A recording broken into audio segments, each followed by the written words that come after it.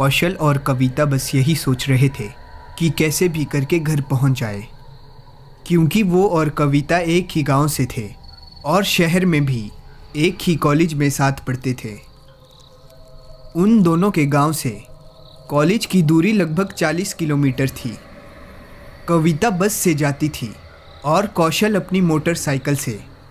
लेकिन आज कॉलेज में फंक्शन था तो शाम हो गई थी और कविता की बस भी छूट गई थी।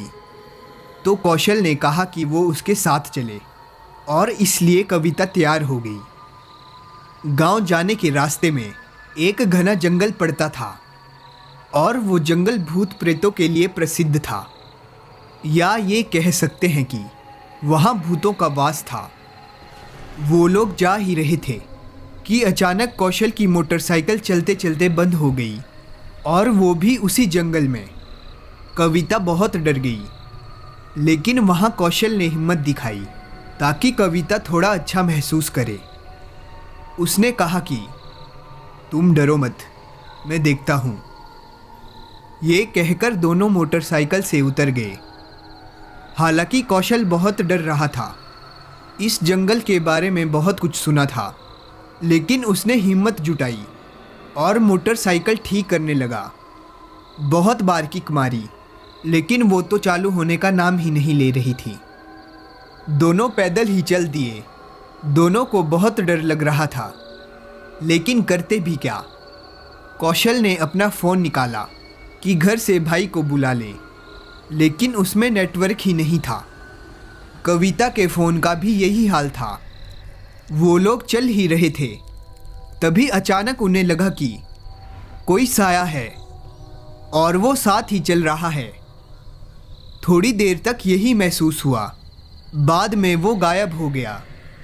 वो दोनों आगे चल ही रहे थे कि तभी अचानक ऐसा लगा कि कोई बच्ची है और वो ज़ोर ज़ोर से रो रही है।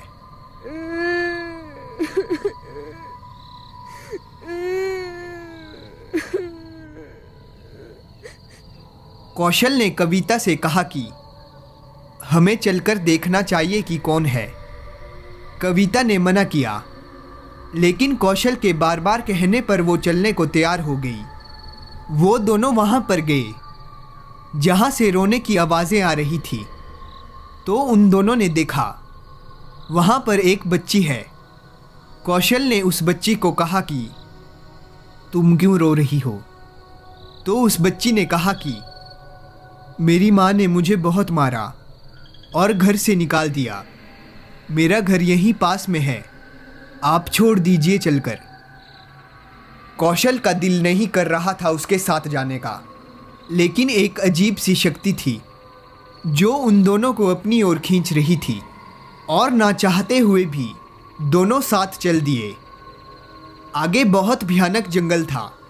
कविता ने उस बच्ची से पूछा, तुम्हारा घर कहाँ है? उसने कुछ नहीं कहा।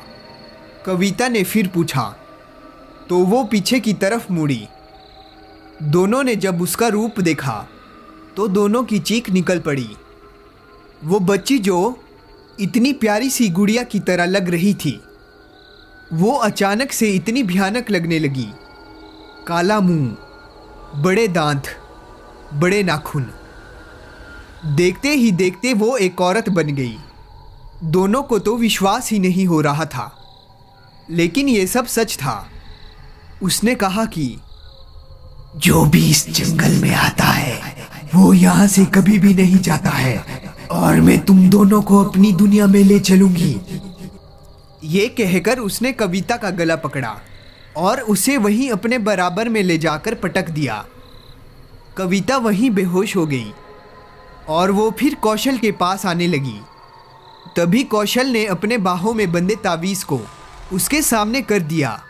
वो एकदम पीछे हट गई और गायब हो गई।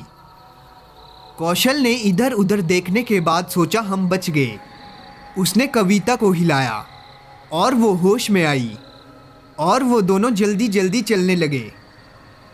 इसी बीच उसका ताबीज़ पता नहीं कैसे कहीं गिर गया और फिर उस जंगल में भयानक आवाज़ें सुनाई देने लगी। वो दोनों बहुत डर रहे थे।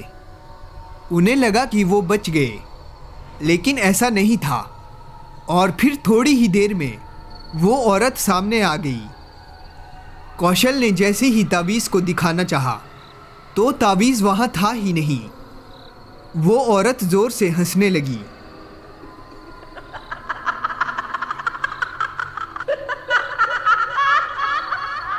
और इधर उधर हवा में तैरने लगी। कभी उसके कान के पास आकर हंसती तो कभी रोकर और कभी चिल्लाकर।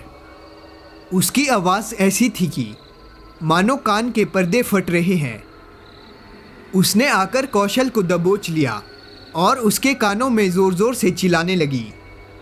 पास खड़ी कविता ये सब देखकर भागने लगी। कौशल ने कहा, कविता तुम कैसे भी करके वो तावीज़ लेकर आओ। और कविता तावीज़ ढूंढने लगी। इतने में वो औरत कविता के पास पहुंच गई और उसकी गर्दन पकड़कर उसे वहीं फेंक दिया। कविता वहीं बेहोश हो गई। फिर वो कौशल की तरफ मुड़ी और उसे पकड़ने ही वाली थी। तभी उसने शिव चालीसा पढ़ना शुरू कर दिया। वो उसके पास तक आती लेकिन उसे छू ना पाती। फिर वो चालीसा पढ़ने के साथ साथ तावीज़ ढूंढने में लग गया। अंत में उसे तावीज़ एक झाड़ी में फंसा हुआ मिला। उसने तावीज़ लेकर उसकी आंखों के सामने कर दिया। तावीज़ की शक्ति से वो भयानक औरत वहीं से सीधा आसमान में चली गई और वो दोनों शिवजी की कृपा से बच गए। तो दोस्तों, ये थी हमारी आज की कहानी। दोस्तों, आप सभी को ये कहानी कैसी लगी हमें ये कमेंट करके ज़रूर बताएं। और ऐसी ही कहानियाँ सुनने के लिए हमारे चैनल को सब्सक्राइब करें और बेल आइकन को ऑल पर सेलेक्ट कर लें।